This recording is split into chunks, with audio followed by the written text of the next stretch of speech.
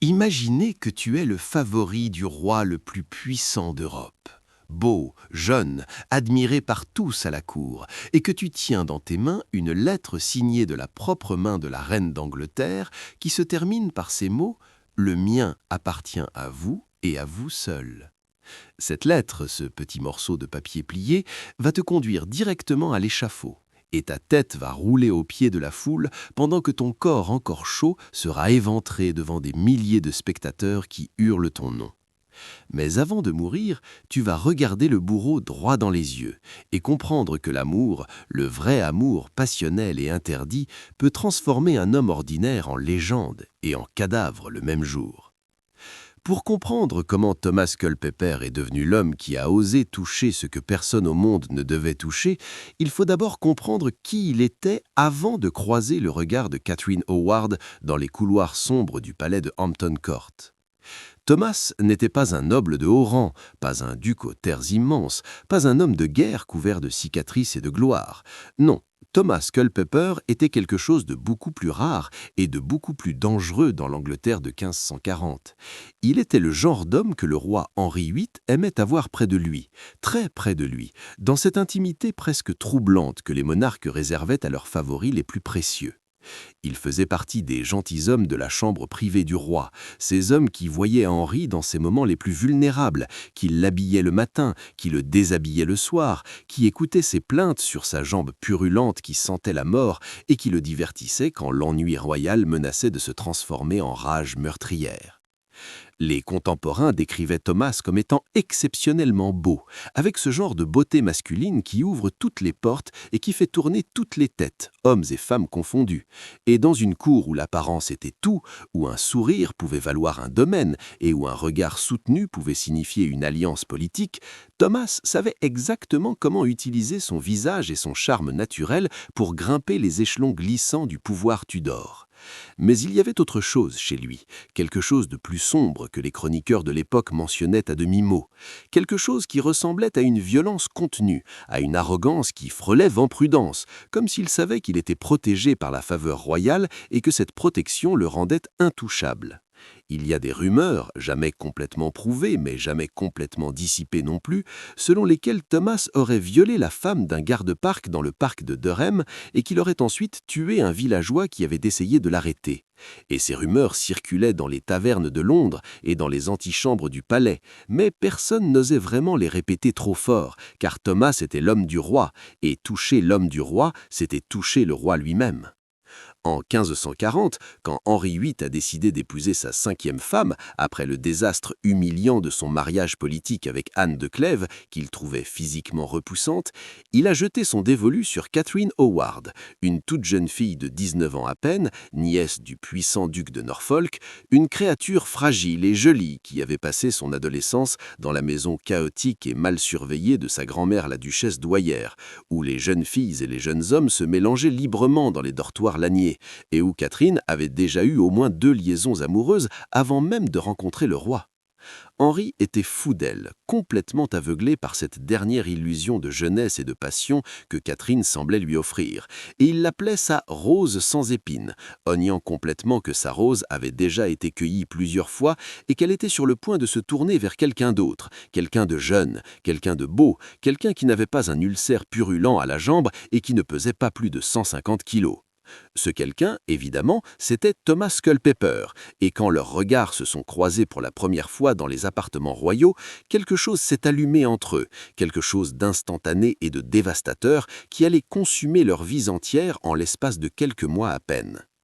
Catherine était prisonnière de son mariage, prisonnière de ce corps royal vieillissant et malade qui la touchait chaque nuit, prisonnière des rituels interminables de la cour et des regards jaloux des autres dames qui l'entouraient. Et Thomas représentait tout ce qu'elle avait perdu en devenant reine, toute cette liberté dangereuse et enivrante de sa jeunesse, quand elle pouvait encore choisir qui embrasserait ses lèvres dans l'obscurité. Les historiens débattent encore aujourd'hui savoir si leur relation est devenue physiquement consommée ou si elle est restée dans cette zone grise de la séduction courtoise et des mots d'amour échangés en secret. Mais ce qui est sûr, c'est qu'ils ont commencé à se voir en privé, la nuit, dans les appartements de Catherine, avec la complicité de Lady Rochford, la veuve de George Boleyn qui avait été exécutée quelques années plus tôt pour un inceste inventé avec sa sœur Anne et qui semblait avoir développé un goût morbide dans les intrigues dangereuses et les secrets qui pouvaient détruire des vies. Lady Rochford organisait les rendez-vous. Elle montait la garde pendant que Thomas et Catherine se retrouvaient dans la pénombre des chambres royales. Elle portait les lettres d'amour pliées dans ses manches, et elle savait exactement ce qu'elle risquait, parce qu'elle avait vu de ses propres yeux ce que Henri VIII faisait aux femmes qui le trahissaient. L'été 1541 a été l'été de leur passion clandestine, l'été où Henri VIII a emmené toute sa cour dans une tournée royale à travers le nord de l'Angleterre pour montrer sa nouvelle jeune reine aux sujets qui ne l'avaient jamais vue. Et à chaque arrêt, dans chaque château, dans chaque manoir où il passait la nuit, Thomas trouvait un moyen de se glisser jusqu'aux appartements de Catherine pendant que le roi ronflait quelques pièces plus loin, inconscient que l'homme qu'il aimait comme un fils était peut-être en train de faire exactement ce que George Boleyn avait été accusé d'avoir fait avec Anne, sauf que cette fois, ce n'était pas une fabrication politique, mais une réalité brûlante et dangereuse. Catherine lui écrivait des lettres enflammées et imprudentes, où elle l'appelait « mon doux petit fou » et où elle lui promettait que son cœur lui appartenait entièrement. Et Thomas gardait ces lettres sur lui comme des talismans, comme des preuves de quelque chose de réel dans ce monde de mensonges et de masques que représentait la cour Tudor. Mais les murs du palais ont des oreilles, et les couloirs sombres ont des yeux, et bientôt des rumeurs ont commencé à circuler, d'abord comme des murmures à peine audibles, puis comme des chuchotements insistants, et finalement comme des accusations formelles quand certains membres de la faction protestante de la cour, ennemis jurés du duc de Norfolk et de la famille Howard, ont décidé qu'il était temps de détruire la jeune reine catholique et tout ce qu'elle représentait. Un homme nommant John Lascelles est venu trouver l'archevêque Thomas Cranmer avec des informations explosives sur le passé de Catherine, sur ses amants d'avant le mariage, sur Francis Derham et Henry Manox, qui l'avaient connu intimement dans la maison de sa grand-mère, et Cranmer, qui détestait les Howard et qui voyait là une occasion en or de les affaiblir politiquement, a décidé de porter ses accusations devant le roi pendant que celui-ci assistait à une messe d'action de grâce à la chapelle royale. Henri a d'abord refusé de croire ces histoires. Il les a traitées de mensonges malveillants inventés par des ennemis jaloux de son bonheur. Mais Cranmer a insisté avec des preuves, des témoignages, des détails si précis et si humiliants qu'ils ne pouvaient pas être complètement inventés. Et lentement, très lentement, la vérité horrible a commencé à s'infiltrer dans l'esprit du roi comme un poison qui se répand dans les veines. L'enquête officielle a commencé immédiatement, brutale et impitoyable, et un par un, les témoins ont été interrogés, menacés, torturés si nécessaire, et leurs témoignages ont révélé non seulement les liaisons prémaritales de Catherine, mais aussi, et c'était infiniment plus grave, ses rencontres nocturnes avec Thomas Culpeper après son mariage avec le roi, ces moments volés dans l'obscurité qui constituaient techniquement une trahison contre la couronne et qui étaient punis de la manière la plus horrible que la loi anglaise pouvait concevoir. Catherine a été arrêtée et interrogée encore et encore, et elle a nié, puis elle a admis les liaisons d'avant le mariage, mais nié catégoriquement avoir consommé son amour avec Thomas, et elle a pleuré et plié et juré qu'elle n'avait jamais trahi physiquement son royal époux, même si son cœur appartenait à un autre. Mais ses larmes et ses protestations ne servaient à rien, parce que les enquêteurs avaient déjà trouvé ce qu'ils cherchaient, cette lettre fatale écrite de la main de Catherine, où elle disait à Thomas que le sien appartenait à lui et à lui seul. Cette phrase qui pouvait être interprétée de 1000 façons différentes, mais qui, dans le contexte d'une enquête pour trahison, ne pouvait signifier qu'une seule chose, l'adultère royal. Thomas a été arrêté à son tour, arraché à ses appartements au palais et jeté dans une cellule à la Tour de Londres, cet endroit terrible d'où presque personne ne ressortait vivant quand le roi voulait du sang. Et les interrogateurs sont venus le voir avec leurs questions insidieuses et leurs menaces voilées, et Thomas a fait quelque chose d'extraordinairement stupide ou d'extraordinairement courageux, selon le point de vue qu'on adopte, il a avoué. Il a avoué qu'il avait rencontré la reine en secret. Il a avoué qu'il avait eu l'intention de coucher avec elle, même s'il niait toujours au bout être passé à l'acte. Il a avoué qu'il l'aimait et qu'elle l'aimait en retour. Et cette confession, même partielle, même ambiguë, était suffisante pour le condamner à mort, parce que dans la logique tordue de la trahison Tudor, l'intention comptait presque autant que l'acte lui-même, et peut-être même davantage, parce qu'elle révélait un esprit criminel et un cœur traître qui méritait d'être détruit.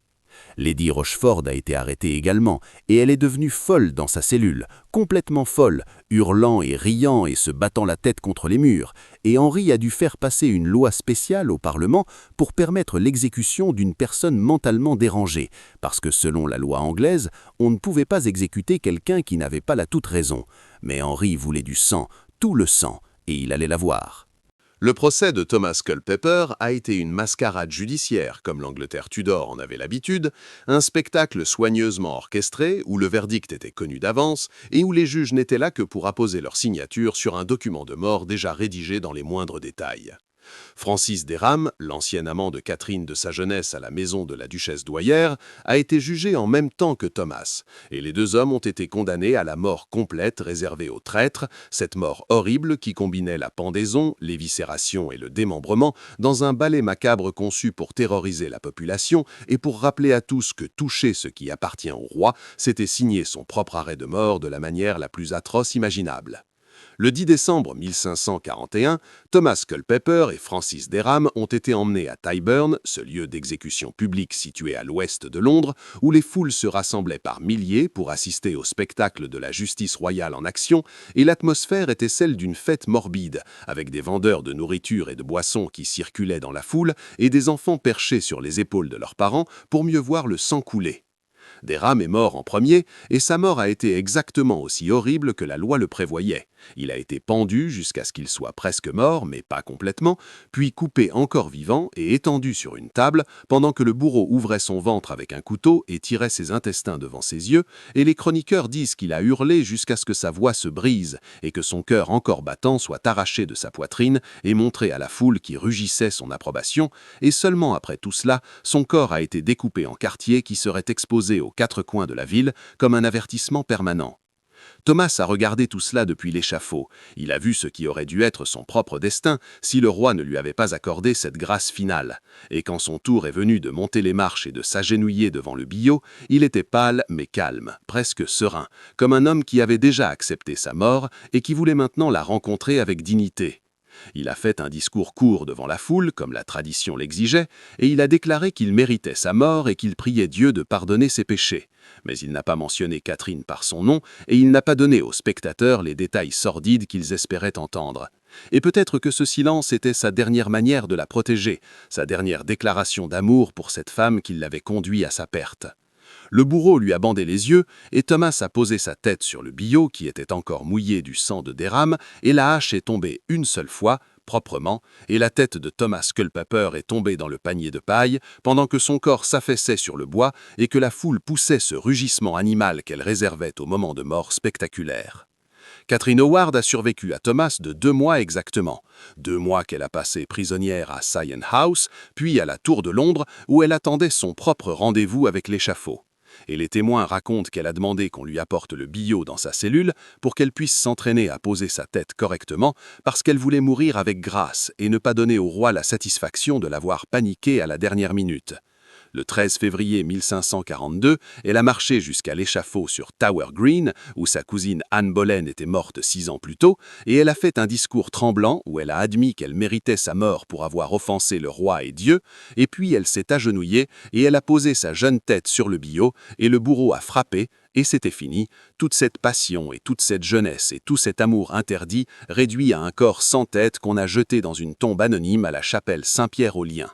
Lady Roshoft est morte immédiatement après elle, toujours folle, toujours riant, son esprit brisé par la terreur et par la culpabilité d'avoir facilité une liaison qui avait conduit 3 personnes à la mort. L'histoire de Thomas Culpeper et de Catherine Howard n'est pas une histoire d'amour romantique comme celle qu'on raconte dans les films. C'est une histoire sur le prix du désir dans un monde où le pouvoir absolu transforme l'amour en crime capital et où un regard échangé au mauvais moment peut signer ton arrêt de mort. Leurs têtes ont roulé il y a presque 5 siècles maintenant, leurs corps ont pourri dans des tombes oubliées, mais quelque chose de leur passion interdite a survécu au travers des siècles, gravé dans les lettres qu'ils ont échangées et dans les témoignages de ceux qui les ont vus brûler l'un pour l'autre. Thomas savait qu'il jouait avec sa vie chaque fois qu'il franchissait la porte des appartements de Catherine, et il a choisi de le faire quand même, encore et encore, jusqu'à ce que l'échafaud vienne le réclamer. Peut-être que c'est ça finalement le vrai ficelle de la passion, pas les violons et les couchers de soleil, mais le sang sur le billot et la certitude absolue que même si tout doit se terminer dans l'horreur, ces moments volés dans l'obscurité valaient chaque goutte de sang versé.